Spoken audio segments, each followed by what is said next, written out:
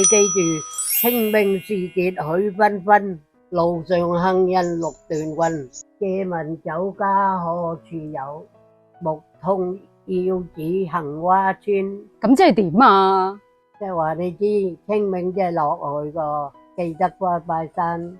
拜咗祖先真係會保佑我哋咩？祖先一早就投胎轉世啦，拜嚟有咩用至得噶？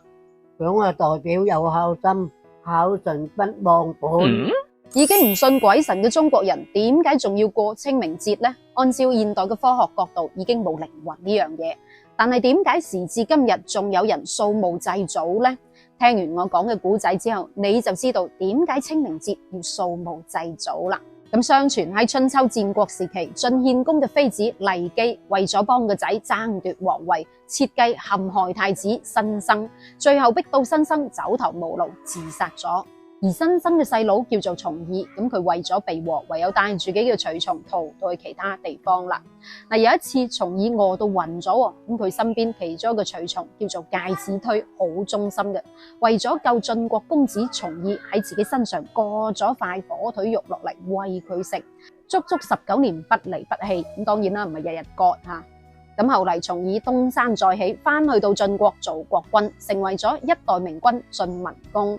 晉文公執政之後，佢好記得佢嘅恩人介子推，心裏面又係愧疚，又係感激佢當年嘅割股啖君之恩，專門派人請介子推嚟封賞。但係點知呢個介子推不求功名利祿，淨係同自己嘅母親歸隱岷山。咁晉文公為咗逼呢位恩人出山相見，竟然下令放火燒山，諗住3面都燒，留低一面俾佢行翻出嚟啦。點知呢場火燒咗3日3夜都未有人行出嚟，咁等到晉文公帶人上去睇嘅時候，先至見到介子推攬住自己阿媽燒死都唔寧願落山，咁最後真係俾燒死咗啦。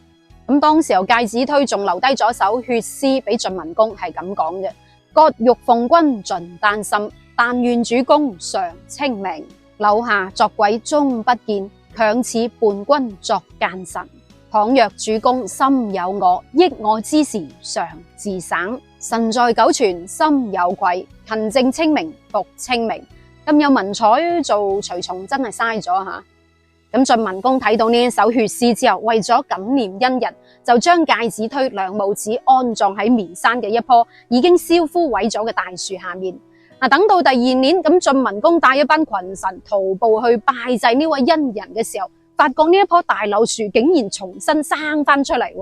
咁於是乎，晉文公就將介子推死嘅呢一日定為禁火寒食節啦。咁後嚟晉文公亦都成為咗一位勤政愛民嘅君王，春秋5霸之一。咁呢個古仔就係寒食節嘅由來啦。而清明節最早係始於周代，已經有2000幾年歷史。喺歷書裏面就有記載，春分後15日斗子丁為清明，時萬物皆結齊而清明，蓋時當氣清景明，萬物皆顯恩德明。呢一個就係清明節嘅由來咯。咁因為寒食節同清明節兩個節日差唔多，所以從唐代開始，兩個節日就合併成為一個節日啦。甚至喺民間仲有寒食清明嘅講法。譬如話喺江南一帶，咁有啲地方就會專門用一啲糯米整一啲清明果等等嘅糕點。呢一個就係民間嘅清明節啦。但係點解清明節仲要祭祖呢？咁相傳掃墓祭祖呢條風俗最早係起源於古代帝王掌上嘅墓祭之禮。最早貧民瓜咗之後係冇墳墓嘅，後嚟到咗秦漢時候，普通老百姓先至有。咁之後就開始有墓祭，慢慢就形成咗風俗啦。喺《史記》禮書裏面就有提到啦：天地者，生之本也；先祖者，累之本也。意思即係話天地係生命嘅根本，而祖先就係我哋人類嘅根本。咁祭祀祈福就係為咗話俾大家聽，唔好忘本，係傳承孝道嘅文化習俗。喺清明節掃墓祭祀祖先係感恩長輩嘅一種方式，感恩祖先給予我哋生命嘅傳承，感恩祖先嘅恩德，呢一個係發揚孝道。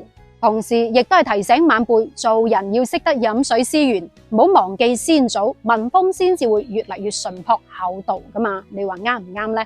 咁清明節掃墓祭祖，除咗係對先人嘅尊敬之外，其實仲係對先人緬懷嘅一種方式。其實喺傳統嘅觀念裏面，可能佢哋唔係死咗，只係換一個地方活喺人嘅心中嘅啫。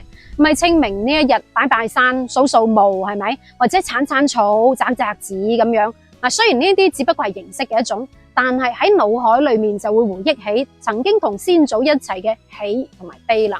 借住呢一日去表達對先人嘅思念，有冇呢吓？所以喺清明節呢一日通常係帶啲憂傷嘅，但係要緬懷，同時亦都要學識好聚好散，用愛嚟告別，記得唔好忘本，感恩佢哋嚟過、愛過、努力過、奮鬥過，曾經活過喺呢個世界上。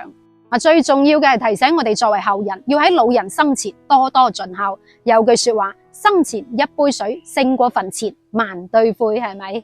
咁關於清明節係點嚟，點解清明節要掃墓祭祖嘅話題講到呢度，到最後想問下大家，有啲人會喺清明節之前去行清，咁有啲人會喺正清嗰日去行清嘅，而有一啲人就會喺清明節之後去拜山嘅。咁你家鄉又係幾時行清嘅呢？留言話我知，我哋下期再見。